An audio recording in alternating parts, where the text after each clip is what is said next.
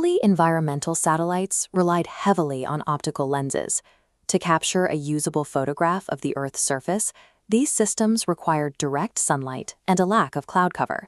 If a severe weather event was obscured by a thick cloud layer, or if the target area was wrapped in the planetary darkness of night, the sensors were essentially blind. Scientists could not see the very systems they were trying to study. To bypass the atmosphere, engineers turned to active microwave radar. This technology generates its own illumination, sending out a pulse of energy that pierces through dense weather systems and bounces back to the receiver. This approach provided the capacity to maintain surveillance through the thickest storm front or the longest polar night, removing the weather-dependent gaps in the historical record. The European Space Agency put this concept into orbit in 1991 with a mission known as ERS-1. Building a spacecraft capable of powering an active radar system required a massive industrial effort. Weighing 2.4 tons, ERS-1 was developed by an industrial consortium of more than 50 companies across 14 countries. This heavy payload launched in July 1991 from Kourou, French Guiana, lifting off into the darkness aboard an Ariane 4 rocket. By successfully placing these instruments into a sun-synchronous polar orbit, ESA could begin scanning the entire globe repeatedly. This provided the consistent coverage needed to track planetary environmental shifts over time. The primary instrument on board was the Synthetic Aperture Radar, or SAR, operating in the microwave C-band. To capture high-resolution imagery from a satellite traveling at 7 kilometers per second, engineers had to overcome a physical limitation. A standard antenna would have been too small to provide the necessary detail. This diagram illustrates the synthetic aperture solution. As the satellite moves, it emits radar pulses. Processing combines these echoes to simulate a virtual antenna 4 kilometers long. The SAR measures surface roughness. Smooth water deflects microwaves, appearing dark. Jagged ice scatters signals, appearing bright. The radar recorded these physical textures, allowing researchers to measure the topography of the Earth's surface from an altitude of 785 kilometers. Along with the SAR, the payload included a radar altimeter and a long-track scanning radiometer. These instruments had distinct roles. The altimeter measured precise sea level heights, while the radiometer calculated sea surface temperatures to track the movement of ocean currents.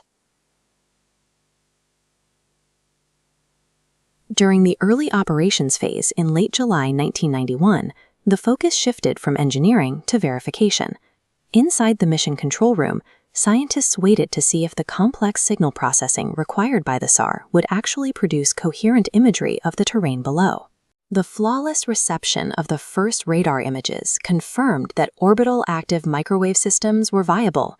This provided a consistent methodology for gathering environmental data that functioned independently of lighting or weather conditions. These capabilities allowed for the mapping of extreme environments, such as polar ice fields. The radar could chart the jagged textures of the ice pack even during the months of total Arctic darkness. For disaster management, the system could track severe flooding, regardless of the dense cloud cover that usually accompanies such events, providing clear views of submerged property and infrastructure. In 1995, ERS-1 was joined by ERS-2. By operating the two satellites together in a tandem mission, ESA pioneered a technique called radar interferometry. As shown here, interferometry involves overlapping two radar images taken 24 hours apart over the same location.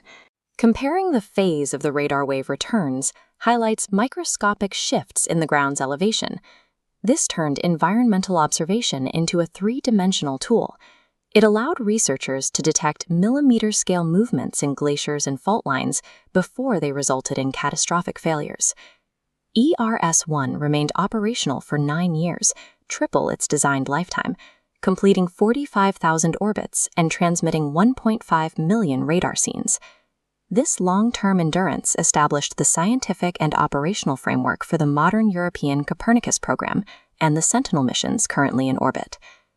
To understand climate change, scientists require continuous data series spanning several decades.